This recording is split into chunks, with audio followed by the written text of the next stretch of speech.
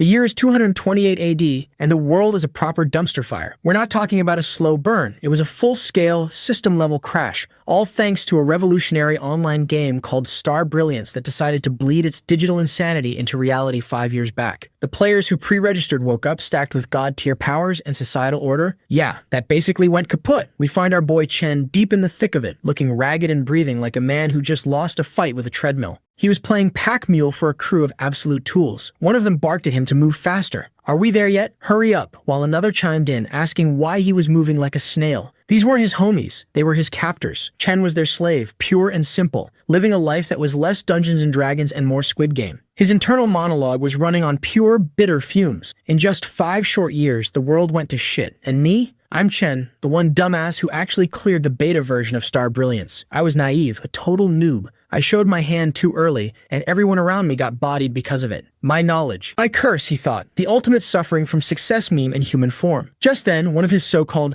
teammates got up in his face, threatening to break his legs if they didn't find the hidden boss he'd mentioned before nightfall. Chen just stewed. I lost my freedom because I had beta knowledge. These major powers enslaved me, turned me into their personal bloodhound, a tool for hunting rare game and scoring loot. A tool. I'm a joke, and I know it, he mused. A bitter echo of the "I'm a joke and I'm proud" mantra. But bro was playing the long game. He put on a mask of compliance, the smile of a man who was about to drop a massive truth bomb, and told the team they were about 2 kilometers away and that he would lead the way. The party got hyped, practically drooling over the prospect of a hidden boss and the divine artifacts it would drop. They whispered amongst themselves, reinforcing that he was the real deal, the sole survivor of the beta. They pushed deeper into the forest, and Chen just stopped. One of the guild members spun around, pissed, and demanded to know who told him to stop. Chen looked him dead in the eye, a devilish grin spreading across his face. He told them all the hidden boss was right here, but that it depended on whether they could stay alive to claim it. Surprise, motherfucker. The guild member's face went pale. Before anyone could process it, Chen flexed. He didn't summon a boss. Oh no, that was for amateurs. He summoned a triple S-rank dungeon, the Wenli St. Palace materializing right in front of them like a glitch in the Matrix. The guild member who was talking smack now looked like he'd seen a ghost, screaming that it was a hidden dungeon and yelling for everyone to run. Chen's laugh was cold enough to freeze hell over. He told them running was pointless. Anyone below level 70 was doomed the moment they entered the dungeon's radius. He delivered the final blow, stating they would all accompany him to hell, as this was where he eternally rested. "I'm not trapped in here with you," he sneered,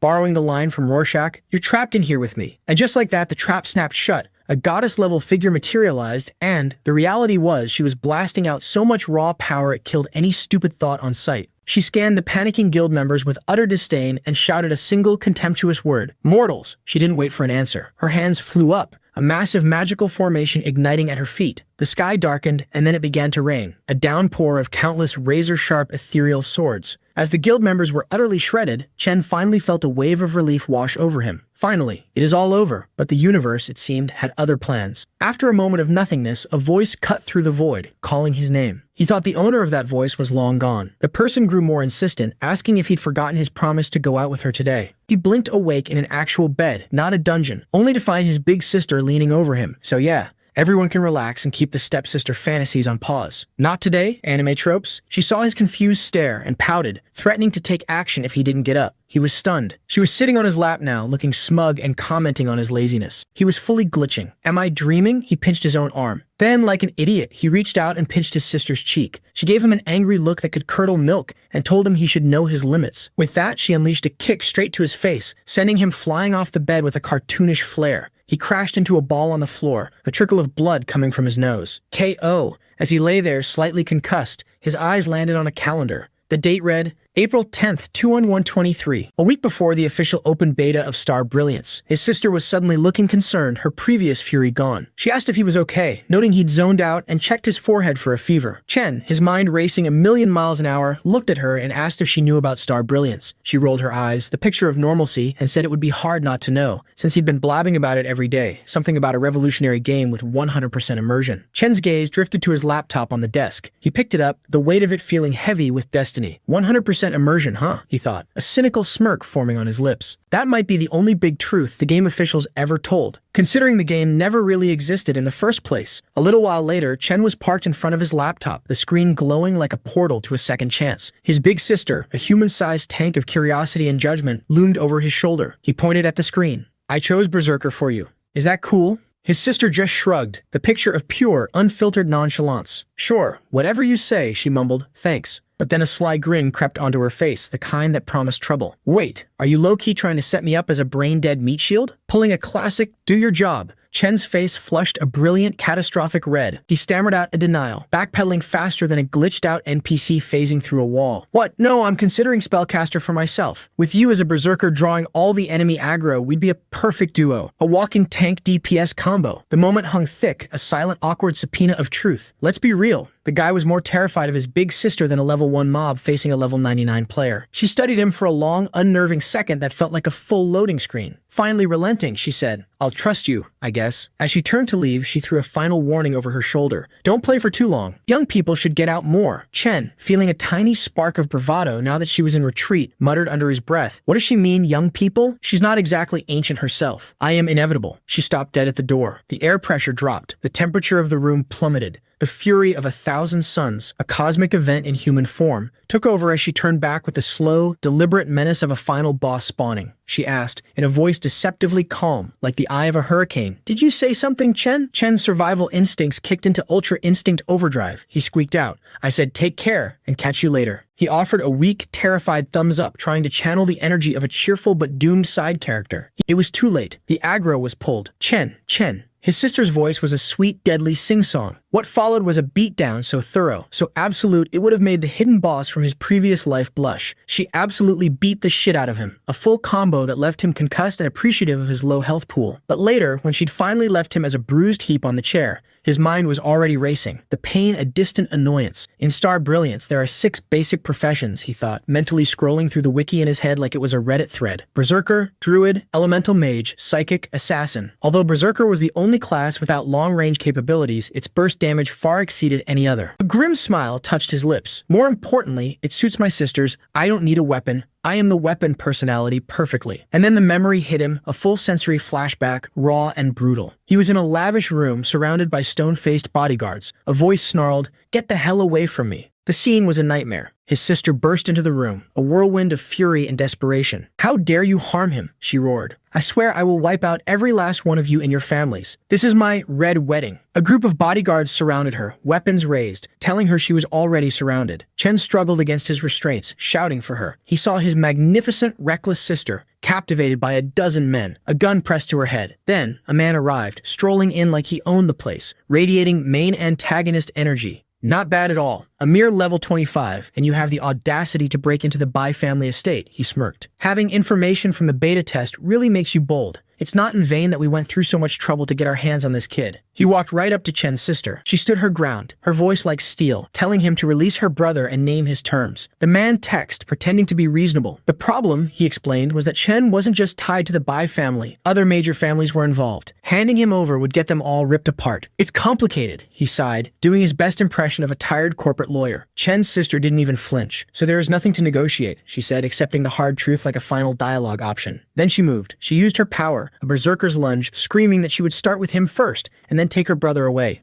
The Bai family young master just stood there, smiling with the confidence of a man who knows the boss fight hasn't started yet. He didn't even bother to lift a finger. He simply called out, "Good luck with that," with the same casual malice as a Palpatine or Moriarty. A bodyguard, a mountain of a man, stepped forward. He gathered power in his fist, a swirling vortex of energy that warped the air. He didn't dodge her charge. He met it head-on. The punch connected with a sickening crunch. Chen's sister was thrown across the room like a rag doll, coughing out blood as a massive explosion of power tore through the space. "Sis," Chen screamed, his voice raw with a pain worse than any physical blow. His sister, broken and bleeding, looked at him. Her eyes, once so full of fire, were dimming. She managed a weak, bloody smile. "Chen, live on. Catch you later. Until my next respawn." Back in the present, in the safety of his room, Chen's fists were clenched so tight his nails dug half-moons into his palms. The Bai family. One of the 4 great families back then. My sister died horribly right in front of me, trying to save me. A cold, hard resolve settled in his soul. "In this left time, how should I pay you back?" "Oh, I'm going to pay you all back. With interest." He turned back to his computer, his movements sharp and decisive. He selected Spellcaster. The description popped up, also known as Cultivator, a class that could use celestial spells and techniques, and even work with close-range weapons for a balance of offense and defense. A warning note flashed in red about their frail bones, advising against frontline duty. Glass cannon. the game seemed to whisper. Chen's mind was a well-oiled machine of future knowledge. He knew the level cap was high and that he could change his specialization every 30 levels, but the initial class was permanent. He scanned the advanced options: Mage Cultivator, Body Cultivator, Demon Cultivator, Buddha Cultivator. He clicked confirm without a second of hesitation. In my previous life, I chose Mage Cultivator for its flashier, more elegant skills. By the time I had regrets, it was too late. Not this time. This time, I'm building a foundation of steel. The grind begins. He rolled his shoulders, a new purpose burning in his eyes. It was time to take on that so-called 7-day sign-in quest, the ultimate starter pack. He was about to head out when his sister intercepted him at the front door, asking where he was going. He replied that he needed to take care of some business. She studied him for a moment, then sighed and handed him her wallet card. We're running low on supplies. Do some shopping. She paused, a small knowing smile on her face. You're allowed to buy some snacks as compensation. He took the card, a lump forming in his throat, and agreed. She was always looking out for him, a true MVP, even when she had no idea how high the stakes really were. Once outside, he pulled out his phone and pulled up the task details for the secret beta quest to collect materials and craft the bodyweight flying elixir, which would boost his physique from D class to A grade. He looked at the list of rare herbs and minerals, then back at the wallet card in his hand. I had doubts that my limited finances would cover the materials for this task, not to mention initial supplies for the apocalypse. But my sister, as usual, is way ahead of me. She's the real-life hack. And just then, back at home, his sister suddenly sneezed. Achoo! She blinked, rubbing her nose. After all, everyone knows if someone remembers you, you sneeze. And Chen was remembering everything. So picture this. Back at Chen's crib, the scene looked like a bomb had gone off. And honestly, one kinda had. Boom! Every window in the place was absolutely deleted, glass flying everywhere like confetti at the world's most violent party. The air was thick with smoke and the smell of scorched herbs, and right in the middle of the carnage was our boy Chen, coughing his lungs out like a chain-smoking asthmatic. Through the haze, he stared at the sooty, slightly melted lumps in his makeshift crucible. This was his grand attempt at the foundation-nourishing elixir. He poked one of the pellets, noting it felt different from the ones in the beta. This thing looked less like a mystical cultivation aid and more like something you'd find at the bottom of a birdcage. But bro was committed. He gave himself a little pep talk. The ingredients are fine. The process is a process. What's the worst that could happen? Famous last words. He tossed one of the dubious pellets into his mouth, and instantly, he knew he had made a catastrophic error. His face did a full system reboot, contorting in ways that defied human anatomy. The flavor was so profoundly wrong, it was the culinary equivalent of watching a full 4-hour YouTube ad. He gagged, trying to scrape the phantom taste off his tongue, convinced he'd now unlocked the ability to taste colors, and those colors were painful. But then, a shimmering system interface materialized through the smoke. Ding! Congratulations to beta tester Chen for successfully refining the B-grade elixir foundation nourishing pill. Reward: 1,000 experience points. Reward: random equipment chest. Chen's eyes went wide, but the system wasn't done. Congratulations! You have unlocked the Spellcaster exclusive open beta 7-day sign-in quest. Upon full completion, you will receive the mysterious newbie gift pack during the open beta phase. Failure will result in your beta test status and all associated privileges being revoked. Chen's mind raced. An exclusive quest. He didn't recall this from the original beta. It was like a patch note the devs forgot to mention, a hidden DLC nobody asked for but everyone needs. The system blipped again, explaining the quest was for beta testers and unlocked after a prerequisite task. Beta tester Chen must adhere to the spellcaster's code and try to obtain the 6 essential items for cultivation: wealth, partner, method, land, body, spirit. Chen scanned the list, a prerequisite task that explained the pill. He understood wealth, method, body, and spirit well enough, but partner and land were confusing. The system, ever the cryptic guru, provided a poetic answer about the long road to immortality requiring a partner and a humble abode. Chen stared blankly before it clicked. He facepalmed so hard it echoed. The system wanted him to get a Tao companion and buy a blessed land. To put it bluntly, it meant he had to get married and buy a house. In this economy, the system, Chen muttered, is really out here asking me to complete the hardest quest in all of existence. The system was wilding. Before he could process this real estate nightmare, an angry red alert flashed. Warning: subpar pill consumed. Current physique: D class, enduring. Mandatory objective: increase physique to A grade. Training beyond one's limits can rapidly improve physical attributes. Chen let out a long, weary sigh. The universe wasn't asking, it was telling. He had no choice. To stay ahead, he had to push himself. He knew the drill. It was time for the montage. Cut to the next day. The sun was beating down like it had a personal grudge, and there was Chen, looking like a glitched-out character from a fitness MMO. He was running, but this was a war crime on legs. He had 25 kilograms weight strapped to each ankle, more on his arms, and was dragging 4 massive truck tires, a total of 500 kilograms of pure pain. Sweat poured off him in rivers, the only music the heavy metal clang of his resolve. Just then, his phone buzzed. He fumbled for it, his vision blurry, and saw a live location share from Baiyu. His blood ran cold, the exhaustion vanishing in a heartbeat. A memory slammed into him. In his past life, Baiyu was kidnapped around this time by rival factions within her own family. The rage was a cold, sharp thing in his gut. Not again, he whispered, a clear, sharp resolve settling over him. He owed Baiyu too much. This time, he wouldn't let anyone harm her. He didn't hesitate. He opened his inventory and pulled out his reward, a stealth cloak that hid his presence out of combat. A grim, predatory smile touched his lips. Say hello to my little friend, he thought,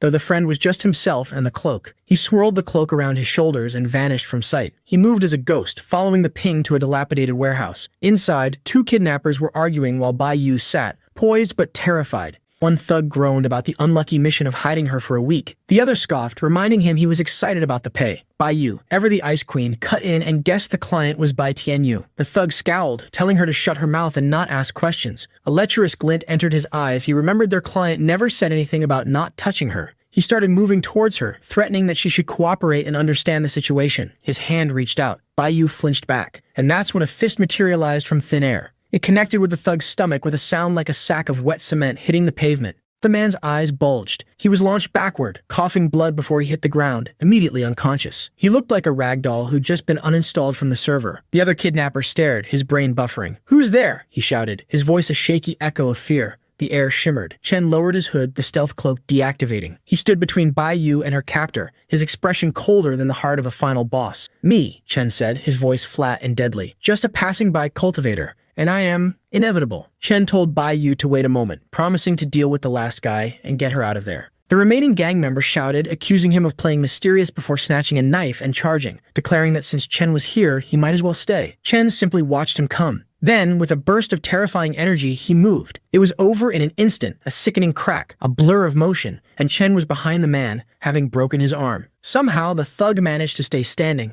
panting as he admitted Chen had some skill. Chen just shrugged. "Hasta la vista, baby." He then called out, summoning the other men who had been hiding in the shadows, and ordered everyone to attack without mercy. All the gangsters charged at once. Baiyu watched, her heart tight with worry. But Chen just calmly swallowed 3 of his crude homemade pills. A visible wave of energy buffeted out from him. A system notification informed him he had leveled up to C rank, and an immense roaring power flooded his veins. Immediately, another system warning flashed, detecting a dangerous accumulation of spiritual power. To prevent him from bursting, it urgently recommended releasing the energy. Note: the system suggested release the energy, not unleash the beast. This is the correct procedure. He punched, kicked, and flung gangsters into the air like ragdolls. The entire fight was over in a fraction of a second. The system congratulated him on leveling up to B rank. Baiyu was certain she'd just witnessed the training montage finale from 4 different movies at once. The main gangster boss, who had been watching from the sidelines, finally spoke. He mused that he had thought the mission would be dull, but this was a pleasing surprise. He grinned, eager to see how much fun Chen could bring him. "Ah, a worthy opponent. Our battle will be legendary." In the next instant, his grin vanished, replaced by pure shock. Chen closed the distance between them in the blink of an eye, his fist already poised in front of the boss's face. The man could only stammer a desperate "what?" but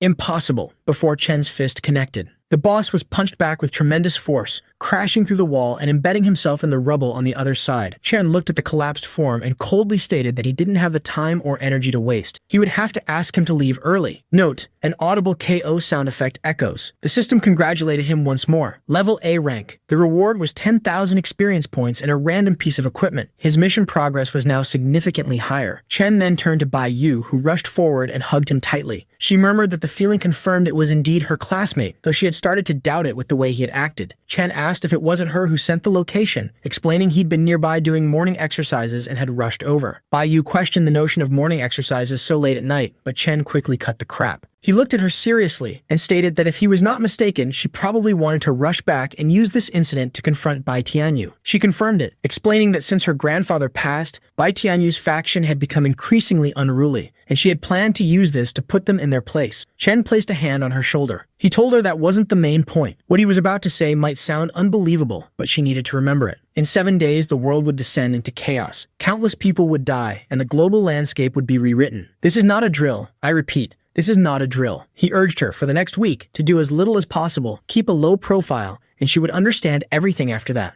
Baiyu placed a hand on his forehead, asking if he was running a fever and why he was talking nonsense so late. He held her hand and told her to listen carefully. After they left, she needed to immediately register an account for Star Brilliance. For everything else, she was to do nothing. He would explain it all tomorrow at school. He then led her away, stating this wasn't the place to linger. She asked what about the people, questioning if they were just going to let them go. Chen reassured her not to worry. He had called the police before coming. I'm Batman, but I pay taxes. Baiyu looked at Chen, a complex thought crossing her mind. This guy, is he really Chen? He seems so different. Sometime later, Chen was back at home. His sister stood before him, emanating a monstrous aura. He asked her why she was looking at him like that. She pointed a trembling finger at the mountain of supermarket bags. She hissed that she'd said he could buy some snacks, not empty the entire store, and demanded to know if he realized he'd maxed out her credit card. My disappointment is immeasurable, and my day is ruined. Chen replied that he couldn't explain right now and asked her not to ask anything else. He had a reason. She grabbed his collar, her voice dripping with sarcasm. A reason? Really? Was he holding supplies for the end of the world or something? He hesitated, then asked, just to be sure, if he confirmed that it really was because of the end of the world, what would she do? Terrifyingly, she tightened her grip. She stated she would start by giving him a good beating, and then drag him to a psychiatrist. He looked at her and sighed, saying he guessed he had to tell her the truth. The fact was, he'd noticed she hadn't been looking well lately, probably due to overwork, so he had spent a considerable amount to buy a body-enhancing elixir from an old Chinese medicine practitioner. It was for the greater good. Her demeanor shifted instantly. She hummed, a rare show of care from him. She decided to let him off the hook. So, she asked, where was the elixir? Chen presented the lumpy, questionable pill. He told her it was right there and she could just swallow it directly. She held it between her fingers, a deep skepticism on her face. She looked him dead in the eye. I have to ask, little Chen. Are you sure that this isn't an IQ tax? Chen sat in his room, deep in meditation, his mind a whirlwind of calculations. His current physical and spiritual progress was already on par with what he'd achieved during the internal beta, roughly level 10. The raw power was there, a thrumming engine of potential. The problem was the lack of proper techniques to harness it. Without them, all that power was just a number on a screen, a Super Saiyan with no one to fight. He scrolled through his phone notes. According to the system, the heavenly law and earthly body divine art fell under exclusive missions for Zion artisans. The week's tasks would likely revolve around these aspects, but his mind snagged on one infuriating recurring requirement,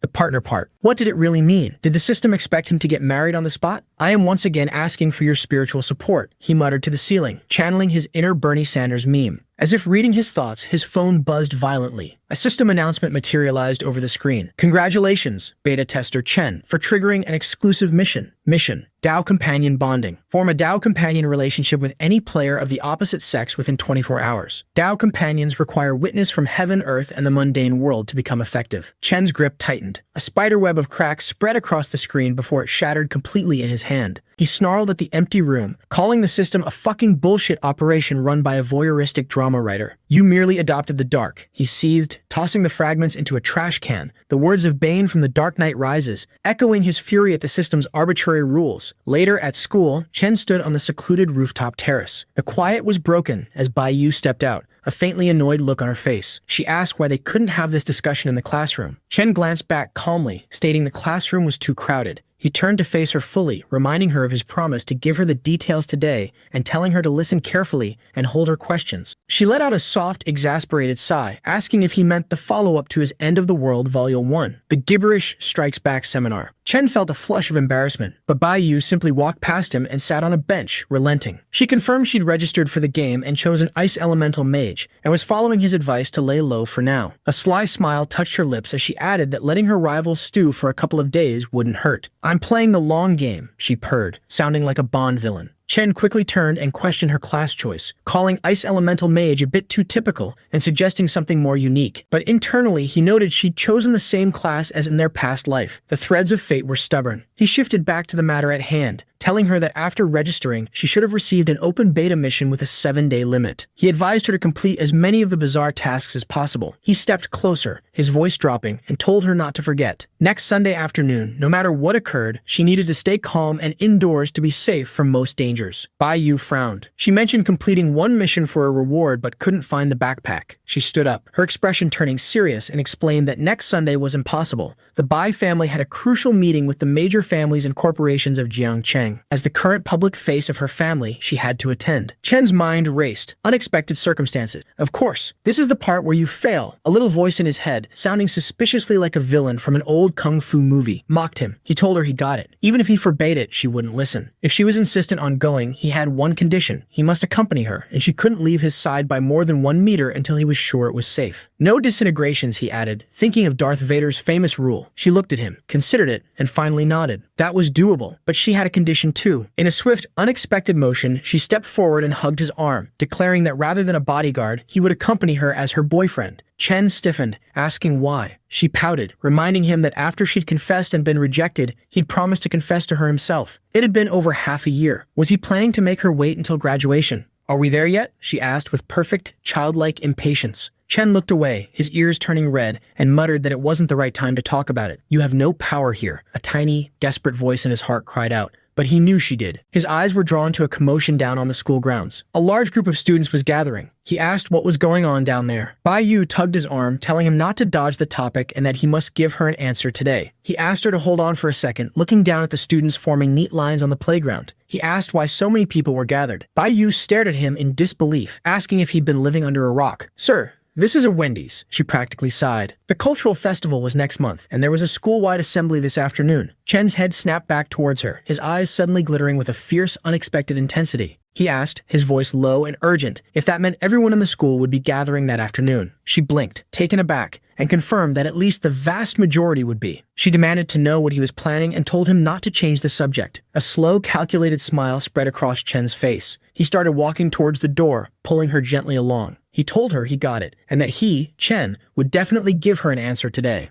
It's about drive. It's about power, he mumbled, a focused intensity settling over him that was genuinely unnerving. Bai Yu could only follow, her confusion deepening. What's in the box, Chen? What's in the box, she thought, quoting 7 internally as she was dragged away. What's this guy been doing these past few days? He keeps surprising me like this. The principal's voice droned over the assembled students, a familiar monotonous hum about the upcoming cultural festival and the school's generous rewards, which everyone knew were just stacks of outdated test prep books. It was the annual Be Excited But Not Too Excited speech, and it felt like a 3-hour tour. In the heart of the crowd, Chen's mind was elsewhere, wholly focused on the system's absurd demand. A Tao companion required the heavens and earth as witness, and a secular ceremony. There would be no more perfect stage for this than here. Fine, Chen thought, channeling his inner Keanu Reeves. I know Kung Fu and I know how to get expelled for true love. It is time. Success or failure hinged on this single, public act. Nearby, 2 boys muttered complaints, predicting the speech would drag on for hours and mocking the worthless prizes. Their grumbling ceased as they saw Chen step out of line. One tried to warn him in a hushed shout that offending the principal would mean disciplinary action and wasn't worth it. Chen didn't even glance his way. The boy just shook his head, muttering, a wise man once said, "You only live once." This idiot is about to prove him right. On stage, a student hostess took the microphone, asking everyone to wait for the school leaders. Chen stopped directly in front of the stage. The girl looked down, flustered, and told him it was prohibited and to return to his line. Chen ignored her. With a single, fluid motion, he jumped onto the stage and plucked the microphone from her startled hands. His amplified voice cut through the murmur. He told everyone to focus on him, announcing he was Yi Chen from Class 32, and was there to confess his feelings to Bai Yu from Class 31. A stunned silence fell over the entire field. Bai Yu stood frozen, her face a mask of utter speechlessness, a perfect embodiment of the surprised Pikachu meme. Chen's voice dropped into a tone of profound sincerity that seemed to belong to a much older soul. "I've come here to chew bubblegum and confess my feelings," he declared, echoing a classic sci-fi hero. "And I'm all out of bubblegum." He told Bai Yu that only in this life would he give all of himself to convey this feeling. That even as time passed and years changed, this love would transcend the constraints of time and space and never change. A wave of shocked whispers and gasps rippled through the students. One boy shouted that it was the highest level of confession, while another countered that the principal's green face meant expulsion was the only possible outcome. The principal himself stormed forward, his face purple with fury. He was, to put it mildly, not pleased. Not at all. He threatened Chen with a major disciplinary mark, a week's suspension, and a permanent record on his file, telling him to bear the consequences of his actions. Chen seemed not to hear. His eyes were locked on Bai Yu as he softly asked her to respond. A shimmering system notification appeared before his eyes. Congratulations to beta player Chen for breaking through a level of mental power. Reward, 100,000 experience points. Reward, 1 random piece of equipment. Current quest progress 2/7. Chen's internal monologue was a mix of triumph and disbelief. Ah, so I can really level up my mental power like this? This is better than grinding in an MMO. Down on the field, Bai Yu finally gathered her courage. A slow smile broke through her shock. She called out that his thoughts had been conveyed, and following fairness and justice, she needed to confess to him again. She looked directly at him, her cheeks flushed, and asked if he would accept her confession. Another brighter system pop-up materialized. Congratulations to beta players, Chen and Bai Yu, for forming a Dao companion relationship. Reward, 1 million experience points. Reward, 1 random piece of equipment. Current quest progress, 3 sevens. A genuine relieved smile touched Chen's lips. He jumped down from the stage and walked through the parted crowd to Bai Yu. He took her hands and told her that for the future of their remaining years, she should please guide him. Bai Yu, completely embarrassed but glowing, could only softly ask why he had never mentioned this beforehand. Chen pulled her into a hug and murmured,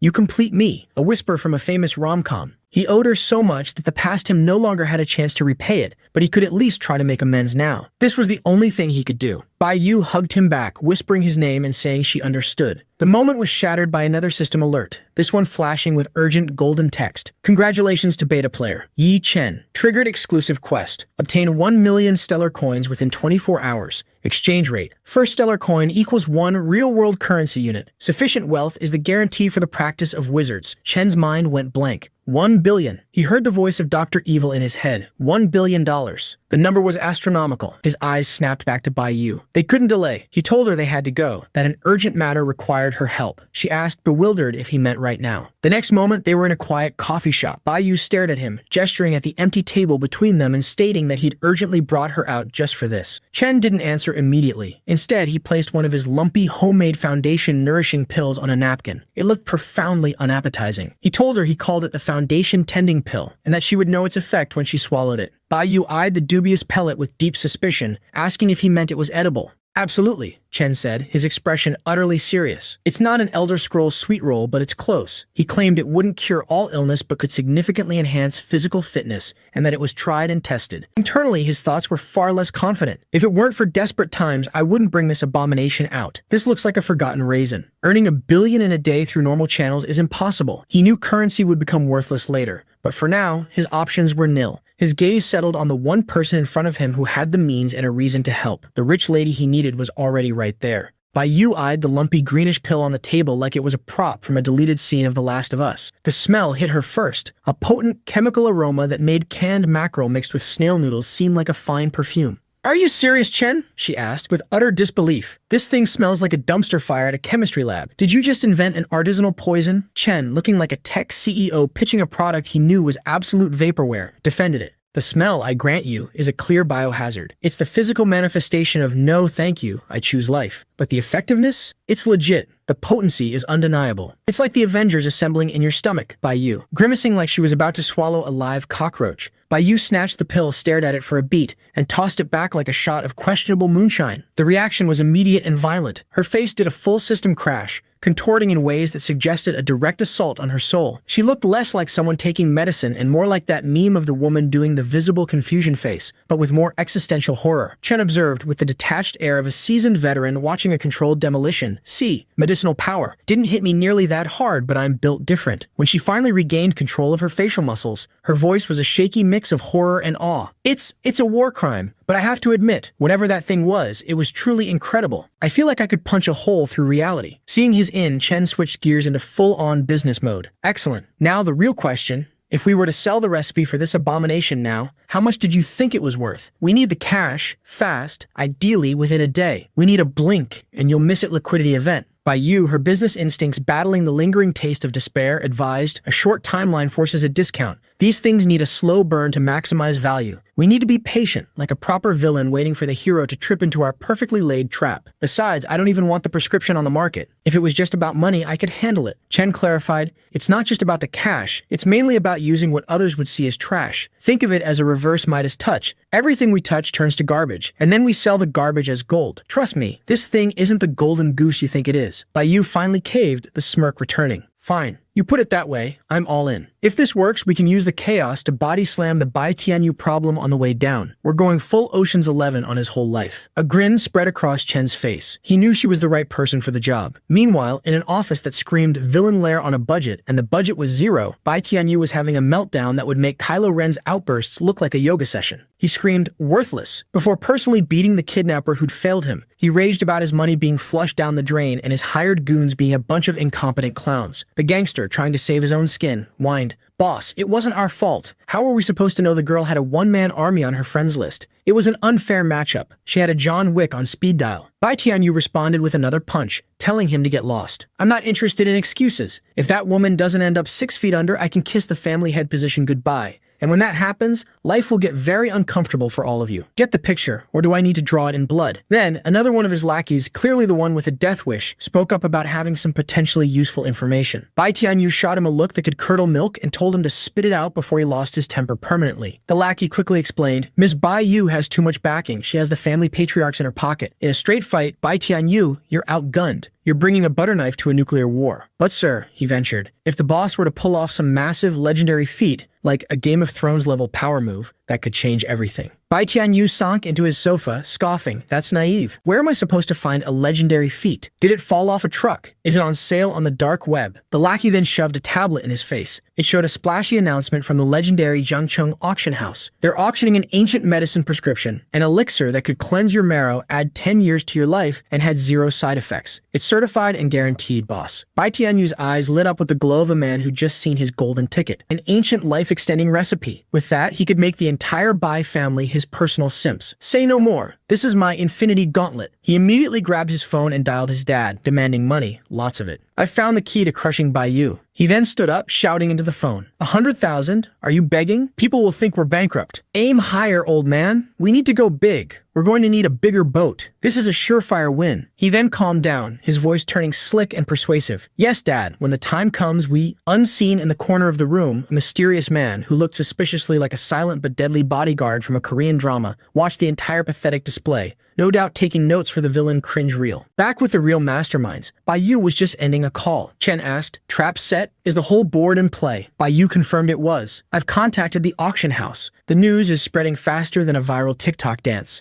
Every major family in Jiangcheng is probably sweating bullets right now. My sources confirmed Bai Tianyu took the bait. He's scrambling to gather a small fortune. He's walking right into the laser grid." Chen smiled. "So, the fool is going to be the star of our show. We'll give him a 5-star performance of his own downfall." Bai Yu replied with a smirk that could freeze hell. "It's perfect. This is just their money doing a round trip back to us. I just hope the other families drive the price up enough to make it entertaining. It's all about the drama." Chen, feeling the beautiful simplicity of the scam, agreed. "Indeed, with an opportunity to get so thoroughly robbed, Bai Tianyu should be thanking us for the lesson. It's a masterclass and you played yourself." The next day at the auction house, the air was thick with the smell of old money and desperation. It was less a sophisticated gathering and more an elaborate stage for a high-stakes silent war, a vibe that made Chen feel like he'd accidentally wandered onto the set of an Ocean's 11 sequel. Bai Yu leaned over to Chen, confirming everything was arranged. The auction house had set the starting price at a cool 50 million, but based on the hype, the final price was expected to be at least twice that. Chen replied that now it all depended on whether their pigeon from the Bai family would take the bait. He mused that taking the money directly from him would make the victory taste even sweeter. Just then, the auction host took the stage, his voice oozing synthetic charm. He announced that the first item would be of great interest to everyone present,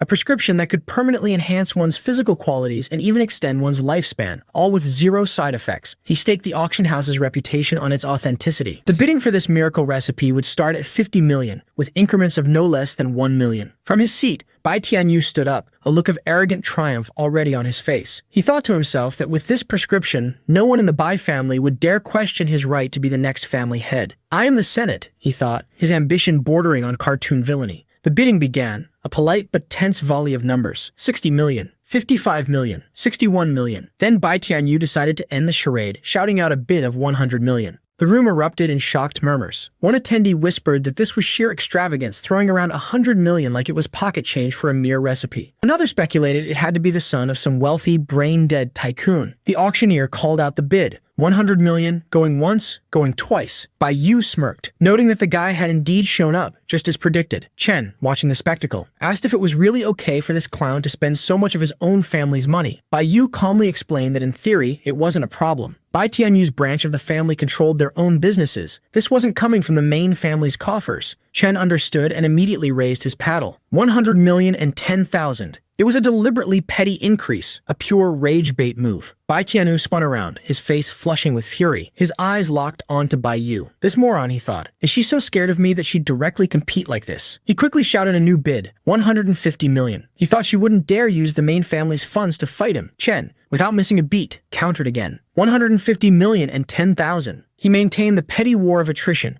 internally giggling like a supervillain who just pulled off the perfect social sabotage. Bai Yu whispered to Chen that while his behavior was objectively childish, considering the target, it was perfectly acceptable. The auctioneer called the bid. 150,010,000. Going once. Going twice. Bai Tianyu saw red. This woman actually dared. In a fit of pure, unadulterated spite, he screamed his final offer. 2 billion. The audience was floored. Someone muttered that they had never seen such insanity. Was a piece of paper really worth that much? Another just shook his head, figuring this was just rich people's succession-level problems. Chen leaned back, satisfied. It was more than enough. I love it when a plan comes together, he muttered, channeling his inner Hannibal from the A-team. The auctioneer's gavel fell. Sold for 2 billion. Congratulations to customer number 28. Bai Yu looked at Chen, who was just staring in stunned silence at the sheer scale of the idiocy they had just witnessed. Chen pointed a thumb in Bai Tianyu's direction and asked if all the members of her family were like that. Bai Yu dryly replied that he was a special exception. A chaos agent, if you will. Just then, Chen's phone buzzed. He was shocked that the payment had gone through so quickly. Bai Yu explained that this auction house was known for its swift, no-nonsense transactions. She had brought him here specifically for that reason. A system notification materialized in Chen's vision. Congratulations, closed beta player Chen, for completing the exclusive mission. Reward: 1 billion experience points. The right cultivation method is crucial for the advancement of a model wizard. Players should make an effort to find a suitable cultivation method. Chen's mind raced. A cultivation method? In this scientific society? Where was he supposed to find that? They never tell you the quest difficulty when you accept, he sighed, feeling like a level 1 hero thrust into a final boss battle. He figured if all else failed, he could just scour the street markets for some shady, self-published enlightenment guide. That had to count, right? Back on stage, the auctioneer presented the next item, a rather special ancient manuscript, professionally authenticated. Its title was the Tai Golden Hua Sex Principle. He was sure the name spoke for itself regarding its profound origins. The bidding would start at 8 million. Chen's eyes widened. The Tai Golden Hua Sex Principle? This was a legendary scripture of Luzhu. He asked Bai Yu what she thought the book might sell for. Bai Yu, noticing his sudden interest, asked if he wanted it. Chen admitted he wasn't sure. It could be worthless, or it could be incredibly valuable. Bai Yu simply said, fine, then I'll buy it for you, and you're not allowed to refuse. In an instant, she raised her paddle. 50 million. The auctioneer announced the staggering bid. Chen was taken aback, asking her what she was playing at. Bai Yu coolly explained that the book was probably worth 50 to 60 million at most. By bidding the high end directly, she deterred other buyers and sent a clear warning to certain individuals with ill intentions not to play with fire. It was a mic drop move. On the other side of the room, Bai Tianyu could only sit there, giggling with suppressed, impotent rage, muttering trash under his breath towards them. Chen understood exactly who she meant by trash and gave Bai Yu a thumbs up, telling her she never failed to impress. The gavel fell. The book was theirs. A moment later, an attendant brought the item over. Bai Yu handed the simple box to Chen. Here you go, see if it's useful. Chen took the box. The moment his fingers touched the aged wood, a vision flashed in his mind. A man stood on a windswept mountain cliff, an ancient sword in his hand. He was an old man, performing a technique that defied the very laws of physics. It was the kind of thing that would make Neo ask, what is the Matrix? The vision of the old man was so vivid, so real, that for a moment Chen was convinced he was dreaming. He slapped his own face, hard. The sharp sting confirmed he was very much awake. He mentally sighed, well, I guess this isn't a level-up dream sequence then. Just then, a serene voice echoed in the space, observing that the young man had clear, intelligent eyes, not the look of a fool, and questioning why he would engage in such self-inflicted harm. Chen spun around, shouting, who the hell is talking right now? But his voice died in his throat. Before him stood the very same old man from the cliffside, now regarding him with an amused, ancient gaze. Chen immediately dropped into a deep, respectful bow. He introduced himself as Chen and apologized for unknowingly trespassing in this place, which he called the Yicheng Cave Residence. Hoping for forgiveness, he added, internally, oops, definitely just walked into a main quest line without checking the wiki. The old man, still performing the slow-flowing movements of his technique, remarked that the young one could be taught. He introduced himself as a Taoist known as Huidao, but said Chen could call him Lumo. He noted that not many outsiders came to this place and asked how Chen had managed it. Chen's mind raced. Huidao, the sword immortal Luzhu. This attire, could this be the real one? This was no longer just a side quest. This was the entire expansion pack, he explained, with reverence, that he had come across a Taoist scripture called the Tai Yi Golden Hua Secret Principles, and that touching it had led him here. The old man Luzhu was intrigued. To arrive using the sect principles as a medium implied the young man was a practitioner of cultivation. But then he corrected himself, stating that even in his own era, true cultivators were as rare as phoenix feathers and unicorn horns. At Chen's age, even with insight, it should have been impossible to cultivate spiritual energy. He expressed wonder at how Chen had managed such accomplishments so young. A surge of pride and realization washed over Chen. Is this true? Is this the real life? Is this just fantasy? He thought, trying to hold back a giggle. The game has become reality? Spiritual energy has returned to the 9 provinces? Can it be so? After what felt like half an incense stick's time, the old man and Chen sat together, deep in conversation. Luzu mused that he saw the truth now. The heavenly Tao had manifested in this age, ushering in an era of spiritual resurgence that allowed the youth to easily enter the path. Ah, Luzu chuckled. The world is finally running on easy mode. No wonder you're making progress. Chen confirmed that was roughly the case. Not wanting to overstay his welcome, he stated that he didn't intend to trouble the senior further and would take his leave. Time to hit the save and quit button, he decided. The old man stopped him, telling the young man to wait. Chen asked if there was anything else. Luzu posed a simple, devastating question. Did you even know how to leave? Chen thought about it. His eyes widened. He had to admit that, well, no, he did not. He was trapped. It was at this moment he knew he messed up, flashed through his mind. The old man chuckled. Never mind, he could assist in his departure, but he had one request he hoped Chen would fulfill. Chen, seeing no alternative, agreed immediately, promising he would not refuse. The old man was pleased. He expressed a bittersweet satisfaction that a wisp of his soul left behind all those years ago would live to witness the resurgence of the cultivation world. With that, he had no regrets. In the next moment, Chen's consciousness was violently yanked back to reality. His eyes snapped open to the sterile lighting of the auction house's resting room. It felt less like a graceful departure and more like a hard boot from a server. He was lying on a couch with his head in Baiyu's lap. Baiyu, her face a mask of worry, asked if he was awake. She explained where they were and that he had suddenly passed out. She told him that if he hadn't just looked like he was sleeping, she would have called the emergency center. Chen sat up abruptly, the disorientation clear on his face. He told Baiyu that she might not believe it, but he had just seen Luzu in person. Baiyu asked, skeptically, was it in a dream? You know, the kind where you can fly, but then you realize you're just falling? Chen replied that it wasn't too different from that. Just then, a cascade of system notifications began to flash before his eyes, the chimes almost deafening in his mind. Congratulations, closed beta player, Chen, for obtaining a cultivation technique. Tai Golden Hua Sect Principles. Reward. 1 new exclusive task. Acquire the ownership of a cave paradise within 24 hours. A stable residence is the foundation of everything. Only by having a permanent stronghold can you have robust development. But before he could even process that, another notification overrode it.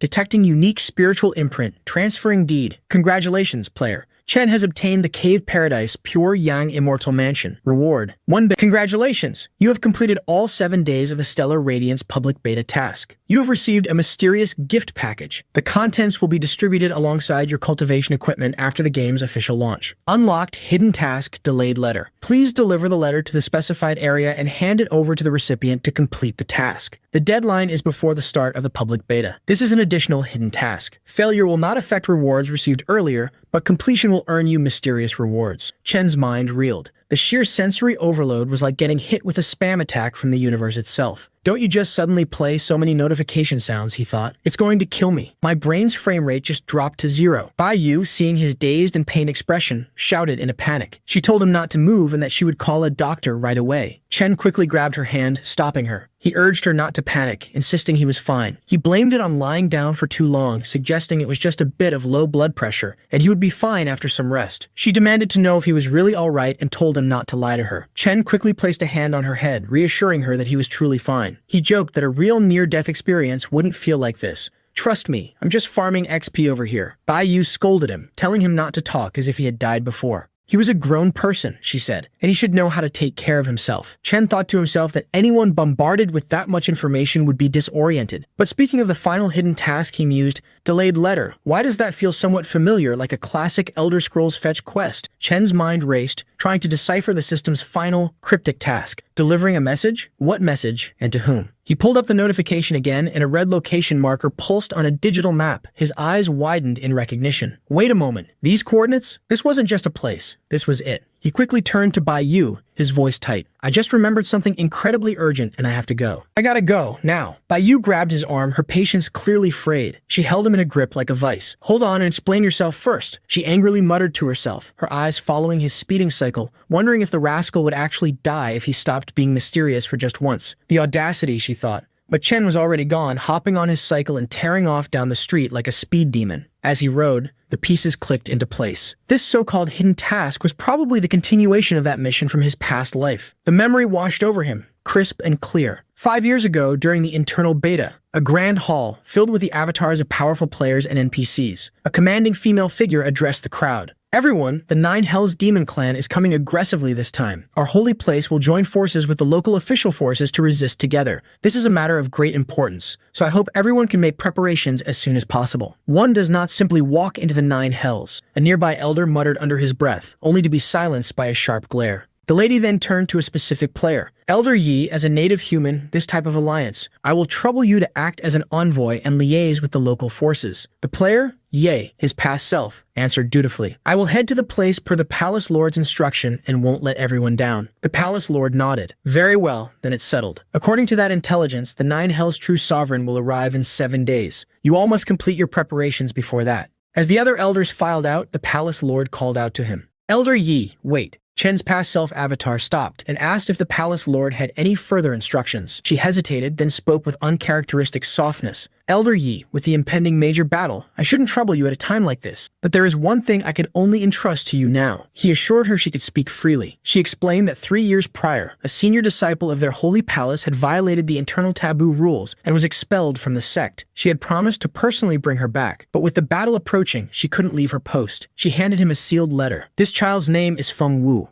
Back in the present, Chen braked his cycle to a halt. Senior disciple of the Holy Palace, Feng Wu. A level 76 mage. Recruiting her in the past would have been a tremendous boon. According to the marker, she should be right here. But a new problem presented itself. In his previous life, hidden dungeons triggered passively. Now, he needed to actively open the entrance. He had no idea how. He figured he could only try the direct approach. Standing on the sidewalk, he took a deep breath and raised one hand towards the empty air, concentrating. A few passers-by started recording with their phones. One laughed, saying it looked like a bad case of 8th grader syndrome. Another urged his friend, dude, put that thing back where it came from, or so help me, get this for the TikToks. Chen sighed. Oh no, not again. This was getting embarrassing. He quickly activated his stealth cloak, vanishing from sight and leaving the onlookers confused, staring at the empty sidewalk like they'd all just witnessed a magic trick gone wrong. Under the cover of invisibility, he raised his hand again, focusing his will. In the previous life, just triggering the game led to a total blackout. Going in like this, I'm afraid I will end up dying in the same spot. It was a colossal risk. He gritted his teeth. This is where the fun begins, he thought. The movie line, a desperate prayer. He gripped the letter tightly and took a decisive step forward. The world twisted, and he was inside. A cold, powerful voice echoed through the chamber the moment he materialized. Another intruder. Chen's instincts screamed. He hadn't even started proper cultivation. The level difference was astronomical. He had to resolve this before the opponent made a move. If he was a step too slow, he was done for. Here it comes, he muttered. A woman materialized in front of him in a flinch of a moment, her aura suffocating. This place is where I rest eternally, mortals. Do not overstep.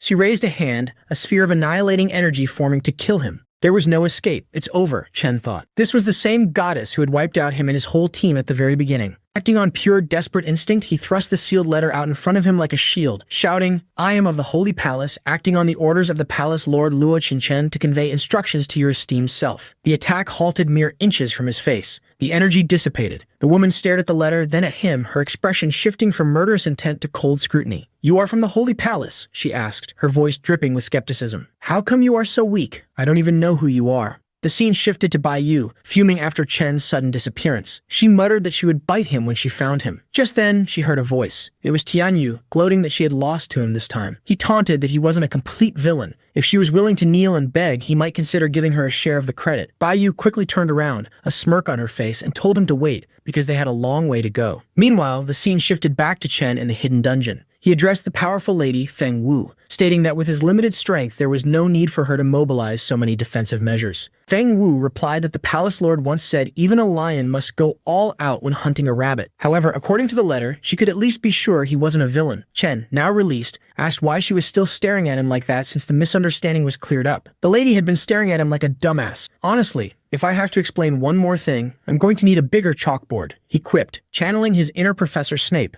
But then, she bowed down in front of him, formally introducing herself as Feng Wu, the 36th generation disciple of the Holy Palace, paying respect to Elder Chen. Chen asked, surprised, if she knew his identity. Feng Wu confirmed it, stating she recognized the Palace Lord's handwriting and that the letter ordered her to lift her confinement and follow Elder Chen's commands. Chen told her that in that case, they should open the dungeon's exit and discuss things further outside. Feng Wu apologized, saying that might not be possible. She explained that this place had been out of her control for a week, and the entrance and exit were sealed. She had tried to force it open to no avail. She expressed curiosity about how Elder Yi had even managed to get in. Chen thought to himself, hell, I forgot about this. This is worse than forgetting my gym bag on leg day. He realized it was the second to last day before stellar radiance descended into reality, and it was natural for the dungeon to be sealed. The entrance would likely only reopen when the game world and reality merged. However, this meant Bai Yu would be on her own, and his sister would think they'd lost contact. Just then, a system notification appeared. Congratulations to beta player Chen for completing the hidden quest. Belated letter.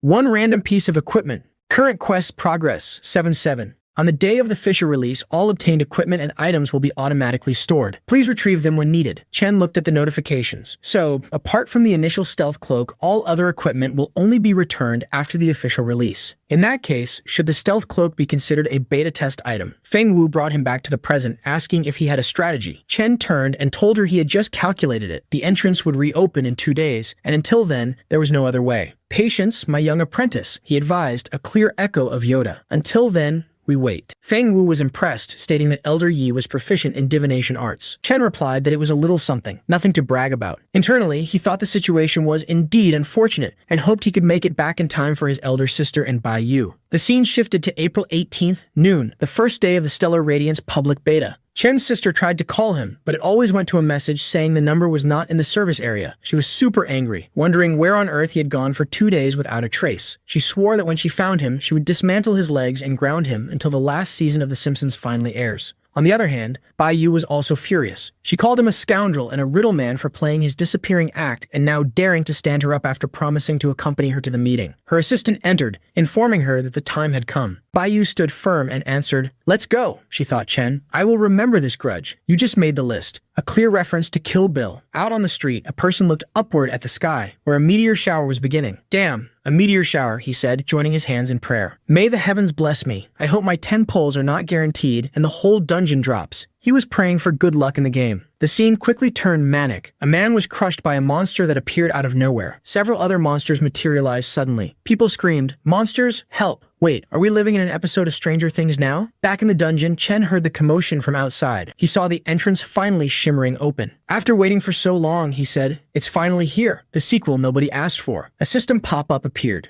"Congratulations, beta player Chen. Receiving initial experience feedback and equipment rewards for the open beta. Check your system backpack for details." A light glowed around him as he leveled up instantly. Reaching level 30 as expected, he noted. Although still relatively weak, it should be sufficient for the early stages. Gotta start somewhere, right? Even the Avengers had their phase 1, he mused. He turned to Feng Wu. "Let's go. The passage is open. We must hurry." Feng Wu asked, "Where to?" Chen replied as he moved towards the entrance. To save someone. Pure chaos had become the new world order. The streets were a slaughterhouse, a feeding ground for monstrosities that had spilled into reality. It was a bleak scene, straight out of a Black Mirror episode gone completely off the rails. People were being killed like livestock in the open, the few survivors running for their lives in a blind, panicked scramble. Chen and Feng Wu stood amidst the carnage, observing the scene. Feng Wu questioned how there could be so many monsters in one place. Chen replied that the ones she saw weren't even a fraction of the total. His mind, however, was elsewhere. A Walmart? What the hell is a place like that doing in the middle of this? It's like the universe's way of saying, this is fine, as the world burns around a discount department store. Suddenly, a monster noticed them and leaped towards Chen. "Annoying," Chen stated. He didn't have time for this. He gathered power in his hand and, with a single, precise attack, obliterated 3 monsters in a row. His eyes landed on an abandoned motorbike. He called it lucky and told Feng Wu to get on. She was confused, asking why they would bother with a mortal vehicle when flying on a sword would be more convenient. Chen explained that would be too ostentatious. "We're going with a low-profile look, not a look at me. I'm the main character flying on a magic carpet vibe. You need to be the Winter Soldier, not Iron Man." This world was different from her memories, and using power recklessly would only paint a target on their backs. He ordered her to maintain a low profile and to never use her full power in combat without his permission. She had to learn to conceal her abilities. Feng Wu acquiesced, vowing to heed the elder's instructions. The scene shifted to Chen's sister, Zissou, running outdoors. She cursed, demanding to know where the monsters had come from, and more importantly, where her idiot brother had run off to at a time like this. "If I find him, he's going to get a beating that would make Goofy say, 'Eh, Huck,' at a funeral," she muttered under her breath. Just then, she spotted 2 girls. One was crying that they were going to be eaten, while the other tried to calm her, insisting they would be fine if they stayed perfectly still. A monster was about to prove her terribly wrong. Boom! Zissou intervened, attacking the monster and killing 2 more in quick succession. The girls thanked her, stunned by her power. Zissou looked at her own system interface, her player information revealing she was a level 10 berserker. What on earth is going on? Am I in a game? It's like some kind of cosmic cheat code was activated. The only quest I accepted was finding my brother, not becoming a witcher with a health bar. She told the girls it was okay, and that she was just passing by. She then asked if they had seen a boy of a certain description, one who didn't look too bright and seemed like he could use a good beating. She internally added, "The one who looks like he's perpetually asking, 'Are we the baddies?'" The woman apologized, saying the streets were chaotic, but mentioned that many survivors were hiding in the nearby Walmart, waiting for rescue. Zissou thanked her for the info and headed for the mall. Inside the Walmart supercenter, the destruction was absolute. Zissou wondered if Chen was really here. A door creaked open, and she felt a strange energy. She shouted her brother's name. A hand reached out from the shadows. A girl begged for help, then for death, as a monster loomed over her. Zissou rushed forward, but the danger was immediate. The monster grabbed her too, its grip like iron. She struggled, using her berserker energy to break free, but it was no use. She realized she was in real trouble. Then she saw Feng Wu. The woman Zissou didn't know moved with impossible speed. With a single, fluid strike, she cleaved the monster into 2 clean pieces. It was a move so effortless, it might as well have been set to the tune of the Matrix's lobby scene. Zissou landed safely, thinking, "This kid is really strong. She's got that dog in her." Feng Wu, for her part, stood perfectly still, her expression subtle, firm, and utterly emotionless. Chen rode his bike through the hellscape of the city, weaving past craters, collapsed buildings, and the gruesome aftermath of the monster attacks. He saw the struggle, the death, but his focus was a laser. His internal monologue was a dramatic chipmunk remix of the Mandalorian's theme. He had a mission. He knew his sister Zissou could handle herself, but Bai Yu was a different story. She was in the heart of Yangcheng, which had become a chaotic death trap. He had to act fast. His mind flashed back to his previous life. Bai Yu had delayed here too long, which allowed Bai Tian to incite a rebellion and seize precious time. Many of her loyal followers had perished. By the time she'd returned to the Bai family, it was too late. Even as an awakener, she couldn't stop the coup. "Not on my watch," he muttered, channeling his inner Doctor Strange, reversing the timeline. He wasn't about to let that history repeat itself. He gunned the engine, pushing the bike faster towards the business district. In the business district, the monster density was even worse. A man, Boss Gao, was hiding with his son and daughter, complaining loudly about the lack of rescue and the audacity of being made to wait. Seriously, Chen thought. This guy's main quest is complaining, and he hasn't even hit level 2. His assistant, a sharp-eyed woman, told him to forget it. Zhang Cheng was in chaos and official help wasn't coming. She reported that if they could cross the business district and take the underground tunnel, they could reach a temporary shelter. It seemed the monsters hadn't invaded underground yet. She then turned to Bai Yu, stating that their survival now depended on her, as she was the only one among them who possessed that mysterious power. Bai Yu looked exhausted, her assistant standing protectively beside her. Boss Gao turned and agreed, laying on the thick praise, saying they were counting on Miss Bai, and that his Gao family would not forget the Bai family's kindness. The assistant, a man from the Sima family, chimed in, vowing that his family would also remember and repay the favor, though his tone carried a scheming undercurrent. If karma had a shopping cart, this guy was loading it up. Bai Yu, cutting through the flattery, stated that time was of the essence and told them to move out. Her assistant expressed concern for her health, but Bai Yu dismissed it, insisting it wasn't a big issue and started leading the way. Almost immediately, 2 monsters charged them. Bai Yu ordered everyone back and unleashed her power, firing ice arrows that speared through both creatures. A system notification confirmed her class as an elemental mage with skills like Ice Arrow and Ice Wall, but with no equipment and a paltry 35 stellar coins. She briefly considered making a side-eye emoji expression at her own pathetic inventory screen. She knew the exhaustion was real. She figured she could only cast 2, maybe 3 more spells before her brain would fry. She urged them to keep moving and pick up the pace. Her assistant pleaded with her to rest, warning she wouldn't last much longer and he wouldn't be able to explain it to the family lord if something happened. Bai Yu countered that stopping now meant certain death, while taking a chance was their only way out. This is the way, she thought, then mentally corrected herself. No, my way. Less helmet, more ice magic. Just then, one of the girls following them pointed ahead. A giant monster loomed in their path. Boss Gao shouted, demanding to know what kind of monster it was. "What is that thing?" "A Balrog," he shrieked, instantly regretting the reference as he realized the monsters here were far less poetic. Bai Yu hissed at them to keep quiet and not disturb it, ordering them to go around the side. They began to creep past the slumbering beast, but then Boss Gao's leg brushed against the monster's body. He stumbled and fell, cursing.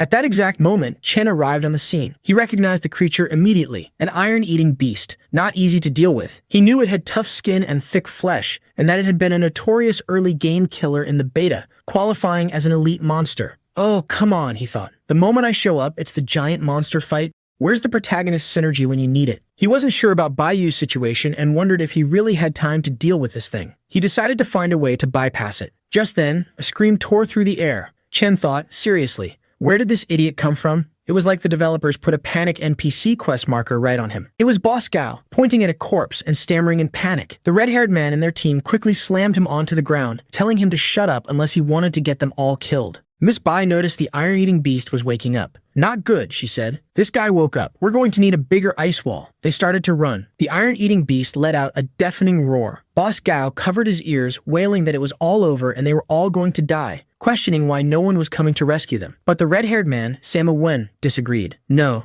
Brother Gao, you are mistaken. We won't die. He then released his power, capturing Boss Gao with a telekinetic grip. His eyes narrowed in the classic X-Men, I'm about to do something dark expression. The one who will die is you. Since this situation started because of you, you bear the responsibility. Help us delay this monster. How about it? He used his power to lift the terrified Boss Gao into the air. Boss Gao could only stammer, Sama Wuhan, you. The red-haired man cut him off. Silence means you agree. Thanks to Brother Gao for his righteousness. We will remember you. Tell Thanos I said hi. Sama Woon used his power to hurl the screaming Boss Gao straight towards the iron-eating beast. Boss Gao shouted that his Gao family would not let Sama get away with this. The girl with them shocked and confirmed if Sama was also an Awakened. Sama admitted it, stating he'd kept an ace up his sleeve for such a chaotic time. He told them that now everyone would have to rely on their own survival skills. The girl quickly tried to cut a deal, offering him any conditions if he led her to safety. Sama turned and agreed, saying he didn't mind owning the Zhao family a favor. He then turned to Bai Yu, noting that although she was an Awakened, she was at the end of her rope. He suggested she come with him so they could watch out for each other.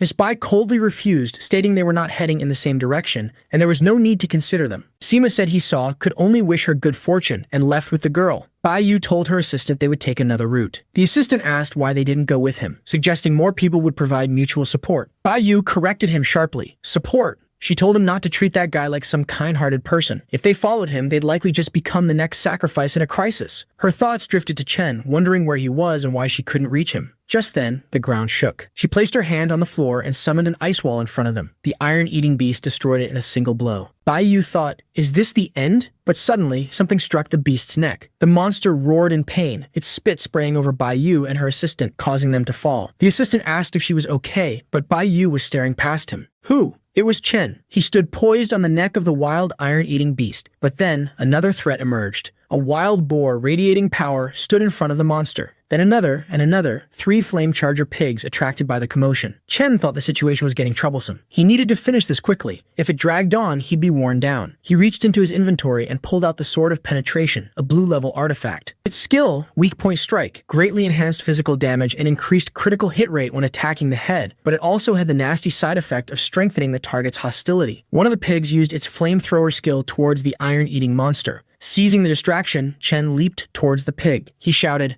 "Prepare to die," and landed a heavy, decisive blow. A system notification congratulated him on killing the flame charger pig and obtaining 1 portion of pork. He quickly charged the other 2 pigs, slaughtering them and obtaining more pork. With the immediate threats dead, he yelled at Bai Yu and her assistant to go. Using his power, he helped them quickly retreat from the area, leaving the roaring iron-eating beast behind. The assistant gasped, relieved they were finally safe. Chen apologized to Bai Yu for being late, explaining that unexpected things had happened. Bai Yu demanded to know why he couldn't have informed her earlier, asking if he knew how worried she was. Chen thought, I wish I could, but the dungeon blocked all signals. What was I supposed to do? Bai Yu hugged him, saying that as long as he was okay, it was fine. The assistant, a bit flustered, asked who the gentleman was. Bai Yu turned, smiling, and introduced Chen as her boyfriend. She then introduced her secretary and friend, Qing He. Qing He quickly corrected her, insisting she was just Miss Bai's secretary and maid, and that Chen could call her Qing He. Chen then told Bai Yu to calm down and listen. He explained that soon, the traitors would likely force the current head of the Bai family to step down. They would probably spread news of her supposed demise to suppress opposition. Bai Yu was furious, questioning how the Bai family could follow him. Chen replied that as she'd seen, the old world order had collapsed. As an Awakened, the traitor could easily suppress the situation for now, but he assured her things hadn't reached that point yet. Even as the first Awakened, the traitor couldn't suppress the entire Bai family in a single day. As long as she returned in time, the conspiracy would fall apart on its own. Chen looked at her, but his thoughts were darker. But I won't let you die like in the past life. He thought of the enemies, his resolve hardening. To make them fall, I must first make them crazy. Your nightmare is just beginning. He clutched his fist.